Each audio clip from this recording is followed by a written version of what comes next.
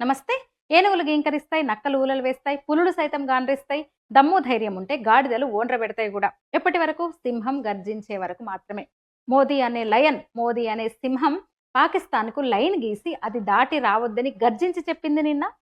ఏనుగు లాంటి ట్రంప్ ఏదేదో మాట్లాడాడు, నక్కలాంటి షహబాజ్ తనకు తానే శబాష్ చెప్పుకున్నాడు, సిగ్గు లేకుండా మేము గెలిచామని ఊలలేసిండు. వాడికి సపోర్ట్‌గా మన దేశంలో కూడా చూస్తున్నాం మనం కొన్ని మోదీ వ్యతిరేక, దేశ వ్యతిరేక బ్యాచ్‌లు, శక్తులు ఈలలేసాయి ఇక్కడ కూడా.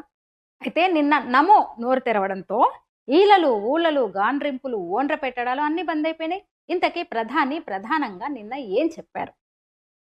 ఇక మీదట పాక్‌తో ఆక్‌పాక్, కరేపాక్ చర్చలుండవు. కేవలం పీఓకే తిరిగి అప్పగింత, ఉగ్రవాదుల మీద మాత్రమే చర్యలుంటాయి. క్రిస్టల్ క్లియర్ అది.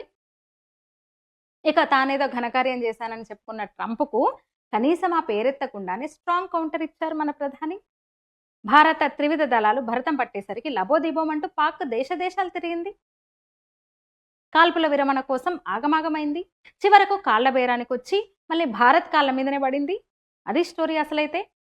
ట్రంప్ బెదిరింపులన్నీ ఉట్టి మాటలే. మోదీ సుస్పష్టంగా చెప్పిన విషయం ఇదే. నిన్న ట్రేడ్ అండ్ ట్యాక్స్ సమాంతరంగా సాగవిగా, ఈ విషయంలో తగ్గేదేలే అన్నారు మోదీ. ట్రేడ్ అండ్ టెర్రర్ కూడా కలిసిమెలిసి సాగవింకా అని చెప్పాడు. పాకిస్తాన్ తాను బతికి బట్టగట్టాలంటే ఉగ్రవాదాన్ని తుడిచిపెట్టాల్సిందే అన్నాడు. ఉగ్రవాదులు, వారికి సహాయం చేసేవాళ్ళు, అండగా నిలిచే పాకిస్తాన్ గవర్నమెంట్, మిలిటరీ ఇక మీదట వేరువేరు కావు, అందరినీ అన్నిటినీ ఇండియా కలిపే చూస్తుంది, కలిపే టార్గెట్ చేస్తుంది మోదీ అన్న మరొక మాట. ఇక మేడ్ ఇన్ ఇండియా వెపన్స్ సత్తా చాటింది మన భారత్, మన త్రివిధ దళాలు.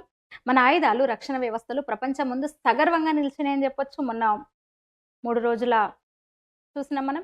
అంటే రాబోయే కాలంలో భారత్ డిఫెన్స్ ఆర్మ్స్ విషయంలో సూపర్ పవర్ అవ్వనుంది, అందులో డౌట్ ఏం లేదు. ఇక పాకిస్తాన్ బార్డర్లో ఉన్న మన స్కూళ్ళు, కాలేజీలు, గురుద్వారాలు, గుళ్లను టార్గెట్ చేసింది ఆ దేశ ఆర్మీ. మనం సమర్థంగా తిప్పికొట్టినాం, ఎదుర్కొన్నాం. అదే సమయంలో మనం పాకిస్తాన్ లోపలికి వెళ్ళి వందలాది కిలోమీటర్ల దూరంలో లక్ష్యాలను ఛేదించినాం. అంటే ఆపరేషన్ సింధూర్లో పాక్ సంపూర్ణంగా ఓడిపోయింది. ఇంకొక ముఖ్యమైన విషయం, పాకిస్తాన్ ప్రపంచాన్ని భయపెడుతుంది, బెదిరిస్తుంది, మా దగ్గర అణుబాంబులు ఉన్నాయి, అణుబాంబులను ప్రయోగిస్తాం మేమని. అయితే ఇక మీదట న్యూక్లియర్ బ్లాక్మెయిల్కు దిగితే సహించబోమని కూడా మోదీ చెప్పారు నిన్న ఈ సందర్భంగా.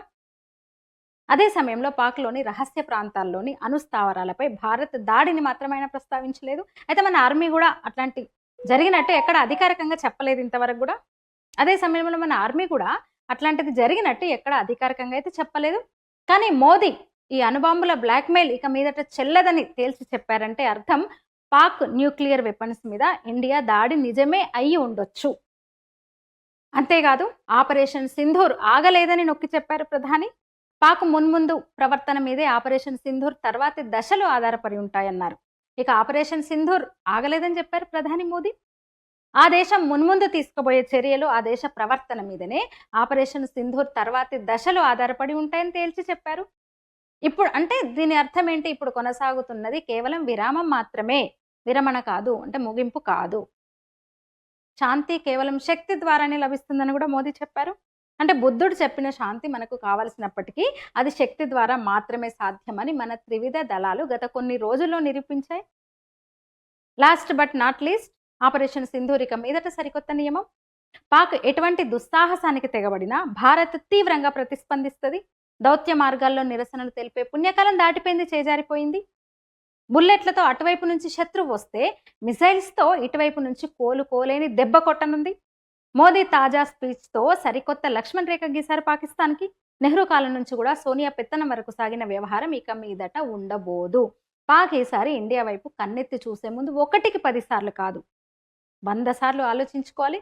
ఒళ్ళు బలిసిన వేషాలు వేస్తే ఆపరేషన్ సింధూర్ 2.0 ఎవరు ఊహించని స్థితిలో, ఎవరు ఊహించని స్థాయిలో ఉండబోతోంది.